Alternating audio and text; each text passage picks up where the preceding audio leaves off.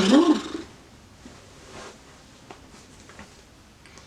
everyone, and thanks for joining me. My name's Matt, and for this week, my 4th week in real estate, so I guess you could say now it's been my first full month, I have some pretty exciting news. So one quick disclosure is whenever I talk about my experiences, nobody's told me this, but this is just how I personally feel, I'm going to leave the situations and what people are looking at fairly vague. I like to give as much detail as I can, but just out of respect for the people that I'll be working with, I'll keep it vague. Also too, I like to keep this as live or in real time as possible, but it does become a challenge when you're working with somebody ongoing. Not that everybody out there is seeing these videos, but just in case somebody I'm working with Googles me and finds my YouTube channel, I'd like to just keep everything vague as possible and again, not ruin people's identities or, not give away their identities. Anyway, so this week I actually had my first clients I wanted to make an offer. Now, they're out-of-state investors, but long story short, get a call from them Friday night, interested in a property in Charlotte, and I was like, yeah, no problem, I'd love to go, view this property, I'll tell you all about it, I'll gather as much information as I can for you. So Monday, took a look at the property. I actually went there with my girlfriend and my dog, and when we got to the property, it was not in the best neighborhood. It was pretty run down, it was pretty all over the place, I guess to say the least. And to put it loosely, it was so bad that my girlfriend didn't want to get out of the car, even walking around with my dog. So I went into the property, and I'll be honest, I was a little nervous as well walking into this property just because of the area I was in. It was not very cleaned up, nothing good. But I walked in, everything was fine, obviously I'm still here making these videos. But the property to me just didn't seem like how it sounded in the description online. It wasn't a great location.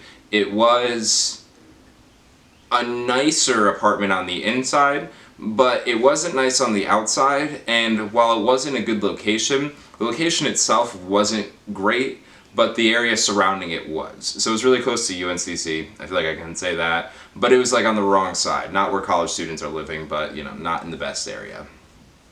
And so I was just kind of messaging them, I sent them pictures, I let them know my thoughts about the property, and they actually decided to still go ahead and move forward and make an offer on the property.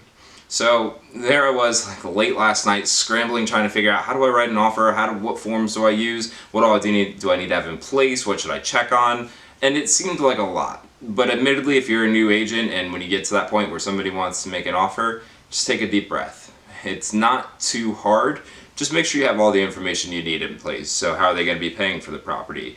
If they're financing, what are the terms of their loan? If they're all cash, even better, but make sure that they have the, a sheet from the bank saying that they're clear with that much liquid assets.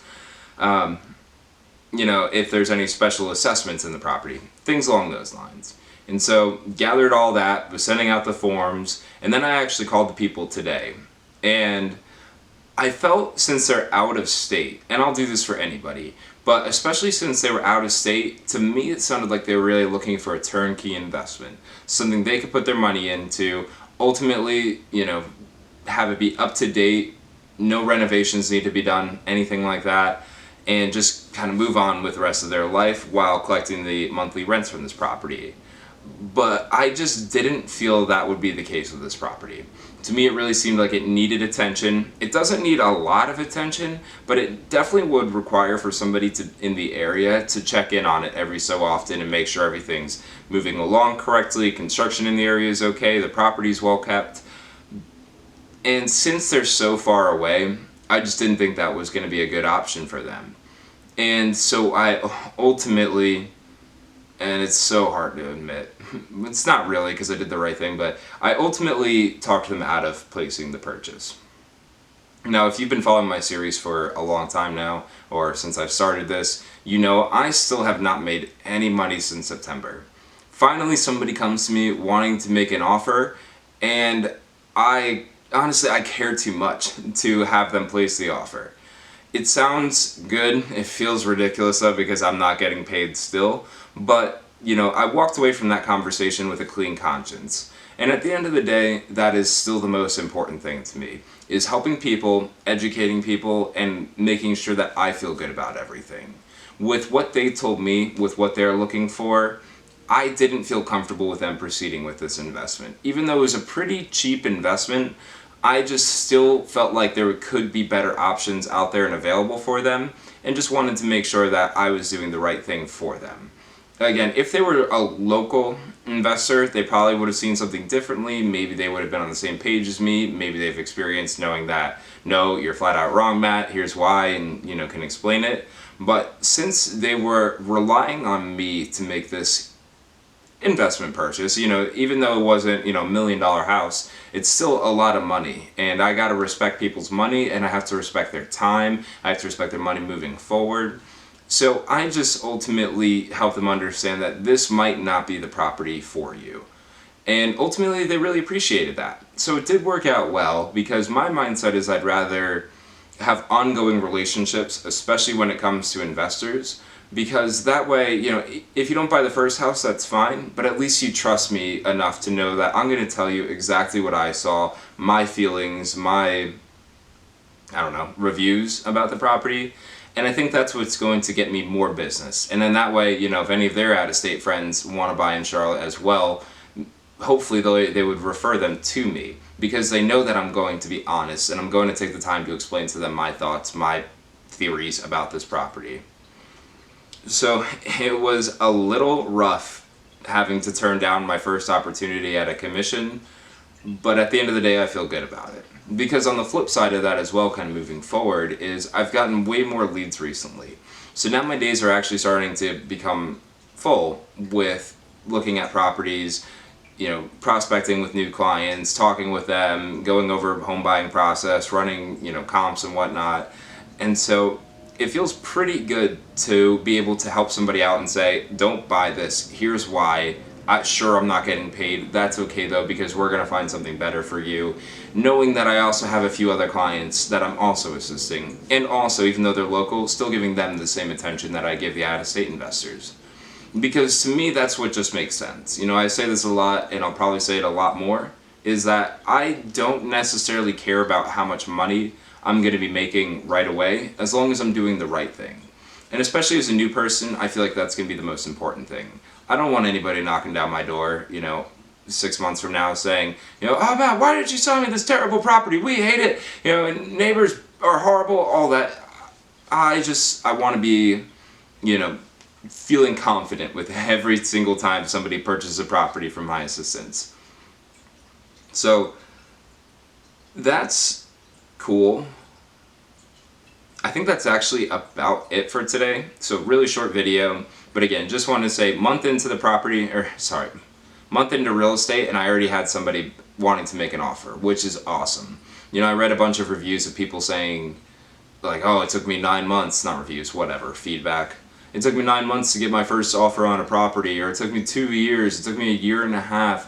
And if it takes you that long, something's wrong, because I'll be honest, I'm not putting as much effort into this as I should be. I'm still not cold calling, I'm still not door knocking, I'm still not sending out flyers. I'm simply relying on calls that come to me and networking with investors. And I've already gotten an offer. Now maybe I just got a stroke of luck, and I really hope I didn't jinx myself by saying that, but I really do feel confident that I'll be getting more and more people wanting to buy real estate, sell real estate, what have you, in the near future, especially since we're coming up on spring. Today's like the 4th day of March. March 4th is probably the better way to say that. So I really feel confident that throughout the spring, summertime, I'll be getting more and more people interested in that, are looking for properties to buy, sell. One problem that I have been running across recently, I don't know if anybody else can relate to this, but I get a lot of calls from Zillow of people that want to buy a property. It shows on Zillow, it's on the market, and then I pull it up on the MLS to schedule the appointment with them, and it's not available. And because it's under contract already and they're not doing any showings, and honestly, if you're already under contract and you're not accepting showings, I'm not going to waste my time trying to squeeze in an extra client to go see that property, because odds are they're probably not going to get it. And that's been challenging for me, because there's actually one guy I'm working with who that's happened to us 3 times in a row. And shockingly, he's still reaching out to me wanting to see more properties. If I reached out to somebody 3 times saying, can I see this, this, and this, and all 3 of them were no, I'd be like, alright, it's time to find somebody else to work with. Even though it's out of my control, I'm pretty happy that they still decided to work with me. But I think for now that's it. Again, quicker video today. 1 month in, got offers, turned it down. No money still, but we're definitely taking steps in the right direction. If you can't tell, I'm pretty happy still that even though I had to turn them down or help them turn down an offer, whatever, I'm still happy that I did the right thing and that people are actually enjoying working with me. I didn't necessarily fear that people would enjoy working with me, but, you know, it's just nice to have that reassurance. Anyway, I'll stop rambling. You go ahead and enjoy the rest of your day. If you have any questions, as always, leave a comment down below. I don't ever want to say this, but I'll give it a try. Like and subscribe if you would like to. You do whatever you want. You can dislike it if you want, or if you're subscribed and don't like these, unsubscribe. Whatever. Have a good day, and I'll see you probably not next week because I'll be in training next week, but the week following. Thank you.